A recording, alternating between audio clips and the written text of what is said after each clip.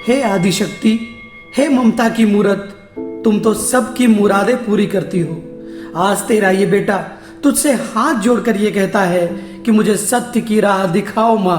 मेरे मन में बरसों से कुछ प्रश्न उठ रहे हैं, मुझे उनका उत्तर दो माँ। यदि मुझसे कुछ भूल हुई है तो अपना बेटा समझकर मुझे माफ कर दो, पर मुझे अपनी सत्य की पहचान दो। मुझे दर्शन दो माँ, मुझे दर्शन दो।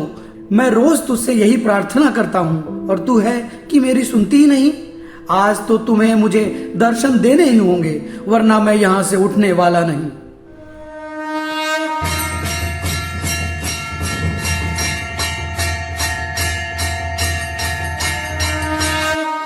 उठो वत्स, आंखें खोलो। माँ, आप सचमुच आ गई माँ। मैं धन्य हुआ, मुझे अपनी आंखों पर विश्वास नहीं हो रहा।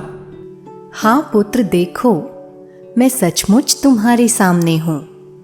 तुम्हारी भक्ति से मैं प्रसन्न हुई।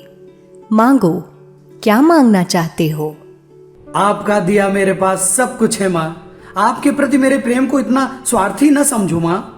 मैंने आपको ही अपना सर्वस्व माना है। मैं आपसे कुछ मांगना नहीं चाहता, किंतु मेरे मन में बरसों से जो प्रश्न उठ रहे हैं, मुझे उसका उत्तर चाहिए माँ। मैंने बहुत से शास्त्र पढ़े हैं, ज्ञान की तलाश में दर दर भटका हूँ और अब मुझसे नहीं भटका जाता माँ। मुझे मेरे प्रश्नों का उत्तर केवल आप ही दे सकती हैं। पूछो वत्स, तुम क्या जानना चाहते हो? तुम्हारे सभी प्रश्नों का उत्तर मैं स्वयं दूंगी। माँ, आप कौन हैं और कहां से आई हैं? जब महिषासुर ने देवी देवताओं को बंदी बना लिया था, तब भगवान शिव ने आदि शक्ति को प्रकट किया। वो दिव्य अस्त्र शस्त्रों से सुसज्जित थीं और अष्टभुजाओं वाली थीं। उसने ही महिषासुर के साथ 9 दिन तक युद्ध किया और 10वें दिन महिषासुर का वध कर देवी देवताओं को मुक्त कराया। मैं वही आदि शक्ति हूँ। मेरी उत्पत्ति प्रकाश से हुई है। प्रकाश अर्थात निराकार परमात्मा शिव। मैंने अपनी सारी शक्तियां परमपिता परमात्मा शिव से ही प्राप्त की हैं। इसीलिए मुझे शिव शक्ति भी कहा जाता है। मुझे ही भक्तजन लक्ष्मी, दुर्गा, सरस्वती और काली आदि रूप से याद करते हैं। दुर्गा अर्थात दुर्गुणों का नाश करने वाली। मेरा काली रूप विकराल परिस्थितियों का सामना करने की शक्ति का प्रतीक है। उमा अर्थात सब में उमंग उत्साह भरने वाली। वैष्णो अर्थात विषयों को मिटाने वाली। संतोषी अर्थात सर्व को संतुष्ट करने वाली। लक्ष्मी अर्थात ज्ञान एवं गुण रूपी संपत्ति की धनी। और सरस्वती अर्थात ज्ञान वीणा सुनाने वाली। आपका इतना सुंदर परिचय प्राप्त कर मैं धन्य हुआ माँ, किंतु आपका स्वरूप अन्य देवी देवताओं से भिन्न क्यों है? पुत्र, मेरी 8 भुजाएं मेरी 8 शक्तियों का प्रतीक है। अब मैं तुमको मेरी अष्ट शक्तियों के बारे में बताती हूँ। स्वदर्शन चक्र से अभिप्राय है सदा स्वयं की कमजोरियों का दर्शन कर उन्हें नष्ट करना। मेरा त्रिशूल मन, वाणी और कर्म द्वारा इन 5 विकारों पर विजय प्राप्त करने की निशानी है। मेरा शंख परमपिता परमात्मा शिव द्वारा सत्य ज्ञान का नाद करने का प्रतीक है। तलवार अर्थात ज्ञान तलवार के प्रयोग से ईर्ष्या, द्वेष और वासना जैसे असुरों को काटना। और धनुष बाण का अर्थ है लक्ष्य पर अपना ध्यान केंद्रित कर पुरुषार्थ करना। जीवन रूपी संघर्ष में माया से युद्ध कर उस पर विजय प्राप्त करने का प्रतीक गदा है। कमल पुष्प अर्थात कीचड़ जैसे संसार में रहते हुए भी कमल पुष्प समान न्यारा और प्यारा रहना। ज्योति अर्थात सदा आत्मिक ज्योति जागी रहने का प्रतीक है। धन्यवाद माँ। भारत में नवरात्रि का त्योहार बड़ी धूमधाम से मनाया जाता है, अतः अब मुझे नवरात्रि के विषय में बताएं।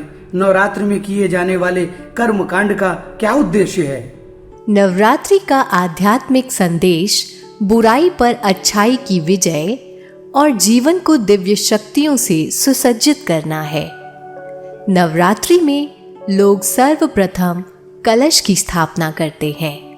परमात्मा शिव इस कलयुगी रात्रि में आकर भारत की माताओं के बुद्धि रूपी कलश में ज्ञान अमृत भरकर उन्हें शक्ति स्वरूपा बनाते हैं।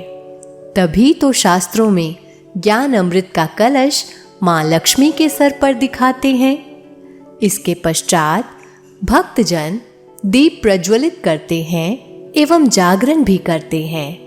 तो दीप जगाना अर्थात अपनी आत्मिक ज्योति जगाना।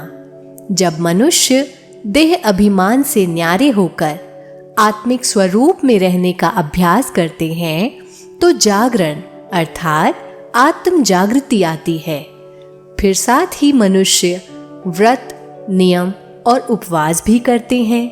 तो व्रत अर्थात विकारों का व्रत और उपवास अर्थात ऊपर में वास, जिसका अर्थ है बुद्धि द्वारा ऊपर रहने वाले परमात्मा को याद करना। पर माँ, मनुष्य तो इन बातों से अनभिज्ञ है, फिर इन सब कर्मकांड से उन्हें क्या लाभ मिलेगा? देखो वत्स, इन त्योहारों को मनाने के पीछे कुछ वैज्ञानिक रहस्य भी हैं। नवरात्रि में मनुष्य अपनी मानसिक एवं आध्यात्मिक शक्ति का संचय करते हैं। भिन्न भिन्न विधियों के द्वारा यही दिव्य शक्तियां पृथ्वी को संतुलित बने रहने की ऊर्जा प्रदान करती है।